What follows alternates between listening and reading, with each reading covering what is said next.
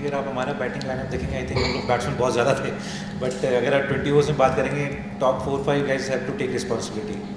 Unfortunately अगर आज आप चेज़ देखते हैं तो मुझे लगता है विकेट्स हमने बहुत जल्दी खो दी और पार्टनरशिप ज़्यादा बड़ी नहीं हो पाई, और ऐसा स्कोर नहीं था कि आप इसको चेज़ नहीं कर सकते, बट हम बहुत जल्दी I think credit to bowling unit को भी देना पड़ेगा कि वो लगातार विकेट्स लेते रहे और हमारी कभी पार्टनरशिप बनने नहीं दी, इसी वजह से रन चेज़ नहीं हो पाया। आप नंबर 7 पे आए, उसका कोई रीज़न?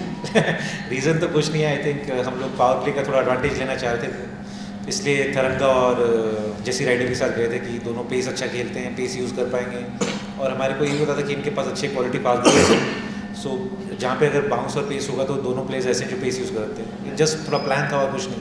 Thank you. सर आपसे एक सवाल था कि आज आपने जब अपनी जो इनिंग्स स्टार्ट की है, स्टार्टिंग बहुत अच्छी हुई, लेकिन बीच में आप लोग डगमगा गए। वो क्या मतलब बॉल समझ में नहीं आ रही थी कि इनके पास बॉलर्स अच्छे थे कि आप लोग ने वो पिच को समझा नहीं। अगर आप देखेंगे कि अगर सारे के सारे बैट्समैन थोड़ा थोड़ा स्टार्ट लेके आउट हो गए, वो एक पार्टनरशिप ऐसा है, फेज ही नहीं आया कि एक 70-60 रन की पार्टनरशिप हो, क्योंकि आप जब स्पेशली ऐसा चेज़ करने की बहुत बड़ा स्कोर भी चेज़ नहीं करना है कि वो सिर्फ खुल के खेल करना है, आप कैलकुलेटिव आपको रिस्क लेना है, तो वहाँ पे वो पार्टनरशिप हमारी टीम में आज बन ही नहीं पाई। आई थिंक रॉस टेलर का विकेट बहुत इंपॉर्टेंट था हमारे लिए कि जिस तरीके से बैटिंग कर रहे थे और अनफॉर्चुनेटली आउट हो गए शॉर्ट फाइन लेग पे। मुन्ना भी अच्छी फॉर्म में थे लेकिन वो भी कंटिन्यू नहीं कर पाए, तो बैटर्स को स्टार्ट मिली ऐसा कि नहीं मिली है, लेकिन वो एक लंबे रन नहीं बना पाए और इसलिए चेज़ नहीं कर पाए उसको। तो टर्निंग पॉइंट कहाँ था? मुझे लगता है कि मुन्नावीर और रॉस टेलर दोनों का विकेट बहुत इंपॉर्टेंट था हमारे लिए। Thank you. आपके लिए सवाल है कि एक बहुत अच्छी साझेदारियाँ हो रही थी, स्टार्ट आप लोगों को बहुत अच्छा मिला, कौन सा मोमेंट ऐसा है जहां आप लोगों को लगा कि ये विकेट लूज किया हमने और हम गेम से अब बाहर हो गए? देखिए गेम से आप बाहर तो मेरे ख्याल से आखिरी ओवर तक भी नहीं हुए थे, आखिरी ओवर में 15 रन कोई ज़्यादा नहीं होते, बट धीरे धीरे करके जब हमने पूरी इनिंग के अंदर जो विकेट्स खोए थे उसी का नतीजा ये था कि आखिरी ओवर 15 रन भी चाहिए थे और विकेट्स नहीं थे हमारे पास। वहीं पे अगर कोई सेट बैटर होता तो मुझे लगता नहीं कि कोई दिक्कत होती है। मुझे लगता है सेकंड लास्ट ओवर में नेगी का विकेट भी बहुत इंपॉर्टेंट था, वो भी अगर आखिरी ओवर में चले जाते तो मुझे लगता है कि सब इस समय पे यही प्लान करते हैं कि 2-1 और आप गेम जीत जाते हैं। तो मुझे लगता है क्रेडिट देना चाहिए कि जिस तरीके से उन्होंने गेंदबाजी करी और वो लगातार हमारी विकेट्स लेते गए और कभी भी बहुत बड़ी पार्टनरशिप होने ही नहीं दी। आप एक दूसरा सवाल होगा ये लीजेंड लीग को लेकर कि लीजेंड लीग क्रिकेट जो है वो वैसे क्रिकेटर्स के लिए, बहुत सारे क्रिकेटर्स हैं ऐसे जो जिनमें 5 साल 4 साल का और एक्टिव क्रिकेट में अंतर्राष्ट्रीय क्रिकेट में समय बचा था, पर अनफॉर्चुनेटली किसी वजह से वो नहीं खेल पाए, तो उनके लिए कितना बड़ा मंच हो जाता है कि दोबारा वो ग्राउंड पे खेल रहे हैं। और रांची जैसे शहर में इस सीजन की शुरुआत हुई, छोटा शहर है लेकिन यहाँ से टीम इंडिया के सबसे सफल कप्तानों में कप्तान आते हैं, तो आप कितना इंपॉर्टेंट देखते हैं तो लीजेंड लीग को क्रिकेटरों के नजरिए से जो अंतर्राष्ट्रीय क्रिकेट छोड़ चुके हैं, और रांची जैसे शहर से शुरू करना इसको और आप लोगों का यहाँ कर खेलना, उसको कैसे देखते हैं?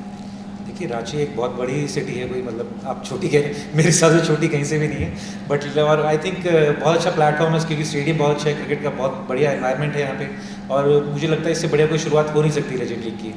अगर आप दूसरी बात में से पूछते हैं कि प्लेयर्स जो क्रिकेट खेल रहे हैं बहुत ही कॉम्पिटिटिव है, अगर आप इस लीग को देखते हैं ऐसा कहीं पर भी नहीं लगता कि आप रिटायर हो रहे हैं।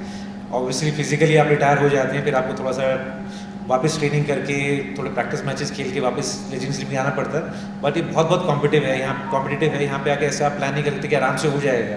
जिस तरीके से आप ये भी मैच देखेंगे तो दोनों ही टीमें जिस तरीके से लड़ाई लड़ रही थी मैच जीतने के लिए, तो आप लास्ट ओवर तक भी नहीं पहचान पा रहे थे कि कौन सी टीम जीतेगी।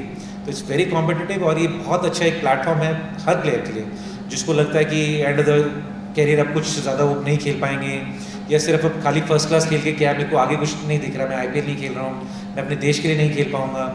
तो मुझे लगता है कि ऐसा प्लेटफॉर्म है कि वापस आप एक लेजेंड्स के साथ खेलते हो, जिनके साथ कभी आपने एक जूनियर क्रिकेट खेले हो, स्टेट खेले हो, आप IPL में उनके साथ खेले हो, या जिनके साथ आप कम्पीट करना चाहते थे, वापस एक प्लेटफॉर्म मिलता है जहाँ पे आप उनसे कम्पीट करते हो।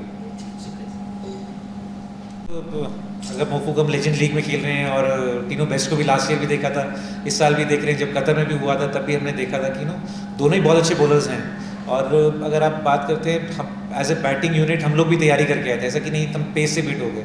Obviously they bowled really well, और जिस तरीके से विकेट्स बार बार लेते रहे उसी वजह से हम लोग चेज़ नहीं कर पाए। ऐसा नहीं कि हम पेस की वजह से चेज़ नहीं कर पाए।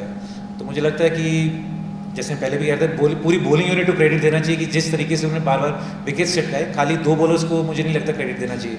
और ऐसा नहीं है कि पेस की वजह से हम लोग आउट हो गए। ये था कि हाई क्वालिटी बॉलिंग परफॉर्मेंस थी अर्बनाइजर्स के द्वारा। thefollowup.in. Like, share, and subscribe. www.thefollowup.in